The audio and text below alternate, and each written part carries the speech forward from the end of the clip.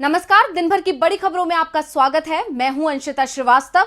आज इस बुलेटिन में बात होगी गुजरात के मोरवी में हुए हादसे पर घिरी सरकार की, गुजरात चुनाव को लेकर राहुल के दावे की, जानेंगे हिमाचल में सीएम के गढ़ में क्या बोली प्रियंका, गुजरात में पीएम ने कैसे की रैली, बात करेंगे उत्तराखंड सरकार में मची खलबली की, ज्ञानवापी मामले में शिवलिंग पर कोर्ट की टिप्पणी की और बुलेटिन के आखिर में बात 1 नवंबर से होने वाले बदलावों की। लेकिन तमाम बड़ी खबरों से पहले एक नजर सुर्खियों पर।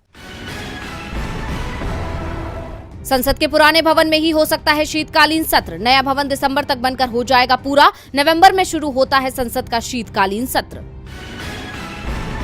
दिल्ली की केजरीवाल सरकार ने एलजी को दोबारा भेजी रेड लाइट ऑन, गाड़ी ऑफ योजना की फाइल। बताया दिल्ली को कैसे होगा फायदा। दिल्ली के एलजी ने पहले वापस लौटा दी थी फाइल। न्यूजीलैंड के दौरे के लिए रोहित शर्मा की जगह हार्दिक पांड्या हो सकते हैं भारतीय टीम के कप्तान। रोहित और विराट कोहली ने बीसीसीआई से मांगा आराम। तेजी के साथ बंद हुआ शेयर बाजार। सेंसेक्स 787 अंकों की तेजी के साथ 60,747 अंक पर हुआ बंद। निफ्टी 225 अंकों की तेजी के साथ 18,012 अंक पर हुआ बंद। तो ये थी सुर्खियां और अब बात आज की सबसे बड़ी खबर की। कल यानी रविवार देर शाम गुजरात के मोरवी में हुए हादसे ने सभी को दहला दिया। हादसे के बाद से राज्य की बीजेपी सरकार मुश्किल में घिरती दिख रही है। विपक्ष सरकार की घेराबंदी में जुटा है। सवाल उठ रहे हैं कि हादसे के पीछे किसकी चूक है। गुजरात के मोरवी शहर में मच्छू नदी पर बना पुल टूट गया, जिसमें 130 से ज्यादा लोगों की जान चली गई। अब इसे लेकर गुजरात सरकार सवालों के घेरे में आ गई है। 7 महीने पहले मरम्मत के लिए इस पुल को बंद किया गया था। मरम्मत का काम घड़ी बनाने वाले ओरेवा ग्रुप को सौंपा गया। मरम्मत का काम करने के बाद बिना फिटनेस प्रमाण पत्र के इसे 26 अक्टूबर को आम लोगों के लिए खोल दिया गया। हादसे के बाद मोरबी नगर पालिका के मुख्य अधिकारी संदीप सिंह झाला सफाई दे रहे हैं कि पुल को खोलने की सूचना ओरेवा ने प्रशासन को नहीं दी, न ही नगर पालिका के इंजीनियरों से उसका वेरिफिकेशन कराया और न ही फिटनेस सर्टिफिकेट लिया। लेकिन सवाल उठ रहे हैं कि 26 अक्टूबर को ओरेवा कंपनी के एमडी जयसुख पटेल ने प्रेस कॉन्फ्रेंस में पुल शुरू करने का ऐलान कर दिया था, तब नगर पालिका ने कोई एक्शन क्यों नहीं लिया। अब पुल हादसे के बाद से गुजरात सरकार विपक्ष के निशाने पर है। गुजरात विधानसभा चुनाव की घोषणा 1 से 2 दिन में होने वाली है। कांग्रेस का आरोप है कि चुनावी फायदा लेने के लिए इसे बिना टेस्टिंग जल्दबाजी में शुरू कर दिया गया। कांग्रेस नेता दिग्विजय सिंह ने पीएम मोदी को घेरते हुए कहा कि मोदी जी, मोरबी के पुल हादसा एक्ट ऑफ गॉड है या एक्ट ऑफ फ्रॉड है। 6 महीने से पुल की मरम्मत की जा रही थी, इसमें कितना खर्चा आया, 5 महीनों में ही पुल गिर गया। गुजरात में 27 साल से बीजेपी की सरकार है, क्या यही है आपका विकास मॉडल? इसी साल जुलाई में कच्छ के बिद्रा गांव में परीक्षण के पहले दिन नर्मदा नहर टूट गई थी। 8 से 9 सालों से निर्माणाधीन भुज सिटी ओवरब्रिज का उद्घाटन इसी वर्ष किया गया था और इसकी फिर से मरम्मत की जानी थी। कांग्रेस महासचिव रणदीप सुरजेवाला ने कहा कि ये प्राकृतिक नहीं, मानव निर्मित हादसा है। गुजरात की बीजेपी सरकार इसके लिए सीधे सीधे दोषी है। प्रधानमंत्री और मुख्यमंत्री गुजराती भाई बहनों की जिंदगी की कीमत 2 लाख रुपए लगाकर अपनी जिम्मेवारी से पल्ला नहीं झाड़ सकते। मुख्यमंत्री भूपेंद्र पटेल को बताना होगा ये पुल कैसे गिर गया। कांग्रेस का आरोप है कि सरकार ने अपने फायदे के लिए आदर्श संहिता लागू होने से पहले आनन फानन में पुल को शुरू करवा दिया। यानी सरकार बुरी तरह घिर गई है और अब डैमेज कंट्रोल में लगी हुई है, क्योंकि गुजरात चुनाव पर इसका असर तय माना जा रहा है। हालांकि अभी तारीखों का ऐलान नहीं हुआ है, लेकिन सभी दलों की तरफ से जोर शोर से तैयारियां की जा रही हैं। और आज भारत जोड़ो यात्रा के दौरान पत्रकारों से बात करते हुए राहुल ने भी गुजरात चुनाव को लेकर बड़ा दावा किया। तेलंगाना में भारत जोड़ो यात्रा निकाल रहे राहुल गांधी आज मीडिया से मुखातिब हुए। तेलंगाना के रंगारेड्डी जिले के कुथूर में कांग्रेस नेता राहुल गांधी ने प्रेस कॉन्फ्रेंस की। राहुल गांधी ने प्रेस कॉन्फ्रेंस शुरू करने से पहले गुजरात के मोरबी केबल पुल हादसे को लेकर मौन श्रद्धांजलि दी। राहुल ने हादसे पर किए गए सवाल पर सियासत करने से इनकार कर दिया। कांग्रेस की भारत जोड़ो यात्रा का आज 54वां दिन था। मीडिया के सवालों का जवाब देते हुए राहुल गांधी ने कह दिया कि गुजरात में कांग्रेस की सरकार आ रही है। गुजरात चुनाव में कांग्रेस पार्टी बहुत इफेक्टिवली लड़ रही है और गुजरात चुनाव को कांग्रेस पार्टी गुजरात में जीतेगी। बहुत भारी एंटी इनकम्बेंसी है और जो आम आदमी पार्टी का है पूरा हवा में है, ग्राउंड पे कुछ नहीं है। आप मीडिया का मतलब वहाँ से वो फंडिंग करते हैं, दिल्ली से एडवर्टाइजिंग करते हैं, तो हवा बना रखा है। But Congress party is a solid party in Gujarat. Congress party is going to win the election there. Rahul Gandhi ने भारत जोड़ो यात्रा के दौरान कहा कि बीजेपी के सत्ता में आने के बाद से केंद्रीय संस्थाओं पर हमले किए गए हैं। न्यायपालिका, नौकरशाही और मीडिया पर भी लगातार हमले हो रहे हैं। जब कांग्रेस सत्ता में आएगी तब हम ये सुनिश्चित करेंगे कि ये संस्थान आरएसएस की पकड़ से मुक्त हों। साथ ही 2 राज्यों हिमाचल और गुजरात में हो रहे विधानसभा चुनाव को लेकर राहुल ने साफ कर दिया कि कांग्रेस की तैयारी पूरी है। इन दोनों राज्यों में राहुल ने कांग्रेस की जीत का ऐलान भी कर दिया है। राहुल गांधी यही नहीं रुके, उन्होंने आगे कहा कि हाल ही में हमारी पार्टी के अध्यक्ष के चुनाव लोकतांत्रिक तरीके से हुए, क्योंकि कांग्रेस लोकतंत्र में विश्वास रखने वाली पार्टी है। ये हमारे डीएनए में है, हम तानाशाही नहीं करते। उन्होंने भाजपा पर हमला करते हुए कहा, मैं सोच रहा हूं कि आरएसएस, भाजपा, टीआरएस और दूसरे राजनीतिक दल कब चुनाव करवाएंगे। इसके साथ ही तेलंगाना में टीआरएस और कांग्रेस के बीच संबंध के सवाल पर राहुल गांधी ने कहा, दोनों पार्टियों के बीच कोई संबंध नहीं है। तेलंगाना के मुख्यमंत्री का मानना है कि वो एक राष्ट्रीय पार्टी चला रहे हैं। उनकी इस सोच का स्वागत है। वो ये सोच सकते हैं कि वो एक अंतर्राष्ट्रीय पार्टी चला रहे हैं। कांग्रेस सांसद राहुल गांधी इस समय तेलंगाना में हैं और भारत जोड़ो यात्रा ने आज अपना 54वां दिन पूरा कर लिया।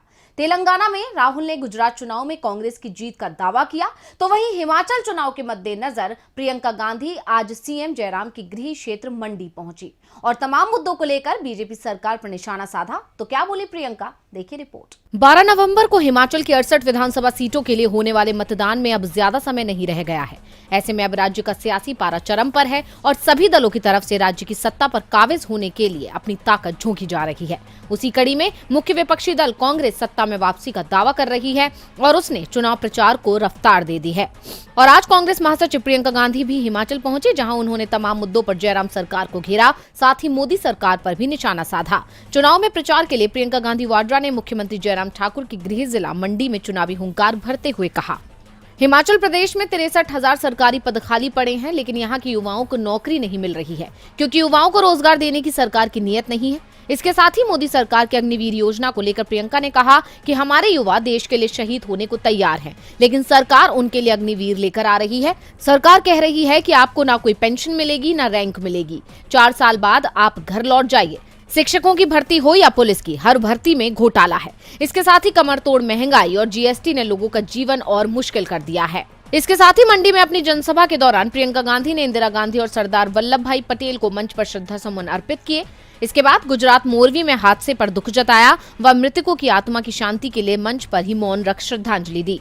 अपनी दादी और पूर्व पीएम को याद करते हुए प्रियंका ने कहा कि उनके गुजरने के बाद देश की राजनीति बदल गई। आज पैसे व मीडियाबाजी का बोलबाला है। साथ ही हर 5 साल में सत्ता परिवर्तन की परंपरा पर प्रियंका ने जोर देते हुए कहा कि हिमाचल के लोगों में खुददारी है। राज्य के लोगों ने जो परंपरा बनाई है उसे नहीं बदल सकते। जो 5-5 साल वाली सरकार बदलने की परंपरा बनाई है वो बड़ी अच्छी है। नेताओं को अपनी सच्चाई का पता चलता है। प्रियंका ने हिमाचल में हर 5 साल में सत्ता पलटने की परंपरा को अच्छा बताया और जनता से इसे बरकरार रखने की अपील की।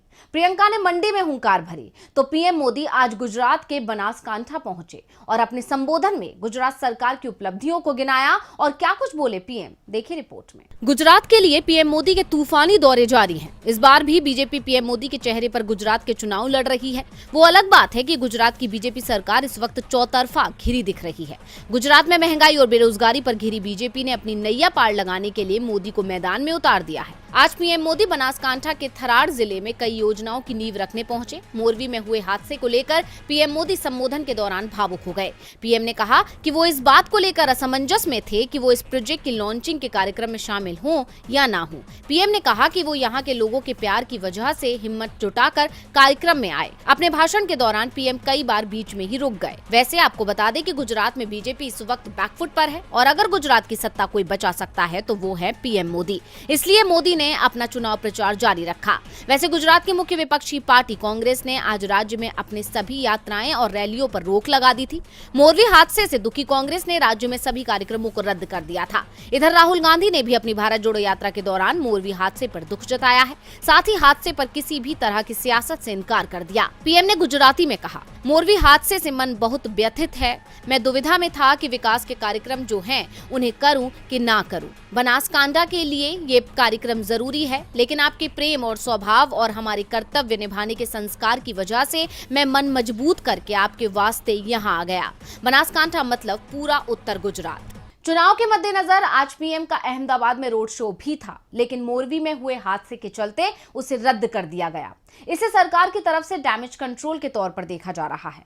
हालांकि इससे सरकार को सफलता मिलने की उम्मीद बेहद कम है, क्योंकि इन घटनाओं से सरकार बैकफुट पर आ गई है।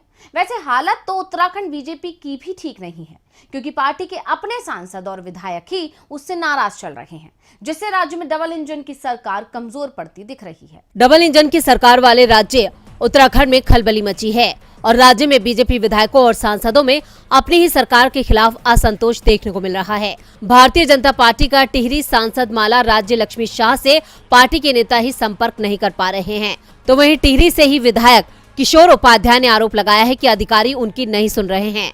दरअसल बीजेपी प्रदेश संगठन ने कल यानी रविवार को पीएम के मन की बात कार्यक्रम को सुनने के लिए हर विधानसभा और लोकसभा क्षेत्र में कार्यक्रम आयोजित किए थे, जिसकी जिम्मेदारी प्रदेश महामंत्री राजेंद्र सिंह बिष्ट को दी गई थी।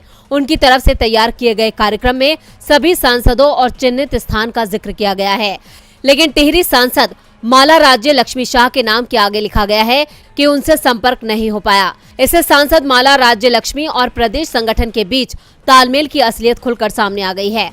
अब ये पत्र सोशल मीडिया पर वायरल हो रहा है। इससे पहले भी टिहरी सांसद पर अपने संसदीय क्षेत्र की उपेक्षा के आरोप लगते रहे हैं, जहां एक तरफ बीजेपी की उसके सांसदों पर पकड़ कमजोर हो रही है, तो वहीं दूसरी तरफ बीजेपी विधायकों की उनके ही क्षेत्र में सुनवाई नहीं हो रही है, जिस पर टिहरी विधानसभा सीट से भाजपा के विधायक किशोर उपाध्याय ने नाराजगी भी जाहिर की है। उनका कहना है कि जब राज्य संपत्ति विभाग और सरकार को कोई आपत्ति नहीं है, तो फिर प्रशासन आवास उपलब्ध क्यों नहीं करवा पा रहा है, ये चिंता का विषय है। उन्होंने कहा कि इससे अंदाजा लगाया जा सकता है कि प्रदेश में नौकरशाही किस कदर हावी है।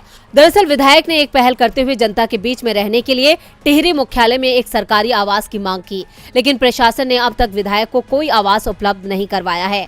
अब इन मुद्दों ने उत्तराखंड सरकार की पोल खोल दी है। उत्तराखंड में कहीं विधायक की सुनवाई नहीं है, तो कहीं सांसद अपनी पार्टी की नहीं सुन रहे हैं, यानी बीजेपी के हाथ से पावर जाती दिख रही है, जिससे बीजेपी जल्द ही कोई बड़ा एक्शन ले सकती है और फैसला सुना सकती है।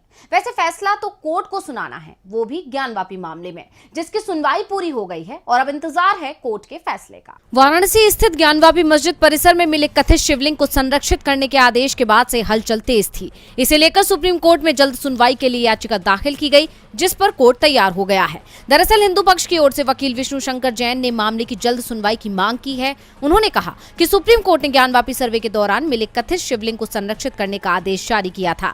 ये आदेश 12 नवंबर तक ही लागू रहेगा, लेकिन उससे पहले मामले की सुनवाई की जाए। वहीं वाराणसी के ज्ञानवापी परिसर से मिले कथित शिवलिंग की पूजा अर्चना करने और उस स्थान पर मुसलमानों का प्रवेश बैन करने का आदेश देने का अनुरोध करने वाली याचिका पर सुनवाई की जाए या नहीं, इस पर फास्ट ट्रैक अदालत में सुनवाई पूरी हो गई है।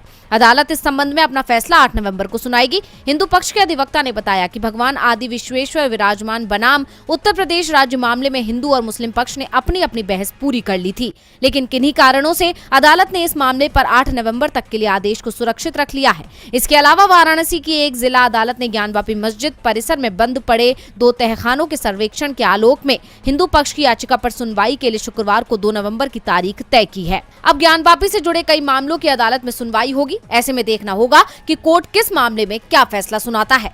और बुलेटिन के आखिर में बात 1 नवंबर से होने वाले बदलावों की। अक्टूबर का महीना खत्म होने जा रहा है और कल से नया महीना शुरू होगा।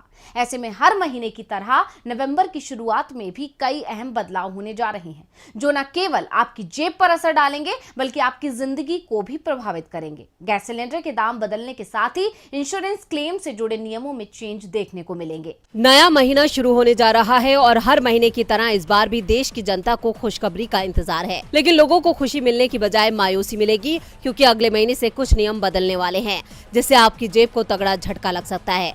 हर महीने की पहली तारीख की तरह ही 1 नवंबर को भी पेट्रोलियम कंपनियों की तरफ से एलपीजी गैस सिलेंडर की कीमतों को संशोधित किया जाएगा और नए रेट जारी होंगे। कंपनियां हर महीने की शुरुआत में 14 किलो वाले घरेलू और 19 किलो वाले कमर्शियल गैस की कीमतों में बदलाव करती है। माना जा रहा है कि इस महीने सरकार गैस की कीमतों में इजाफा कर सकती है। दूसरा बदलाव भी घरेलू एलपीजी गैस सिलेंडर से ही जुड़ा हुआ है। दरअसल नवंबर की पहली तारीख से रसोई गैस सिलेंडर की डिलीवरी प्रक्रिया में बदलाव किया जा रहा है। इसे वन टाइम पासवर्ड प्रोसेस के तहत डिलीवर्ड किया जाएगा। इसके तहत गैस सिलेंडर की बुकिंग कराने के बाद ग्राहकों के रजिस्टर्ड मोबाइल नंबर पर एक ओटीपी भेजा जाएगा। इसे डिलीवरी बॉय के साथ शेयर करना होगा और ओटीपी के सिस्टम से मिलान के बाद सिलेंडर की डिलीवरी मिलेगी। वहीं बीमा नियामक IRDAI की ओर से भी नवंबर की पहली तारीख से एक बड़ा चेंज देखने को मिल सकता है। इसके तहत 1 नवंबर 2022 से बीमाकर्ताओं के लिए KYC डिटेल देना अनिवार्य किया जा सकता है। इसी के साथ 1 नवंबर से दिल्ली में बिजली सब्सिडी का नया नियम लागू होने वाला है। इसके तहत जिन लोगों ने रजिस्ट्रेशन नहीं कराया है उन्हें बिजली पर सब्सिडी नहीं मिलेगी। GST रिटर्न के नियमों में बदलाव किया जा रहा है। अब 5 करोड़ रुपए से कम टर्नओवर वाले करदाताओं को GST रिटर्न में 4 अंकों का HSN कोड लिखना अनिवार्य होगा। 1 नवंबर से होने वाले ये सभी बदलाव जनता की जिंदगी पर बदलाव तो डालेंगे ही, साथ ही महंगाई का झटका भी देंगे। तो आज इस बुलेटिन में बस इतना ही। देखते रहिए DV लाइव। नमस्कार।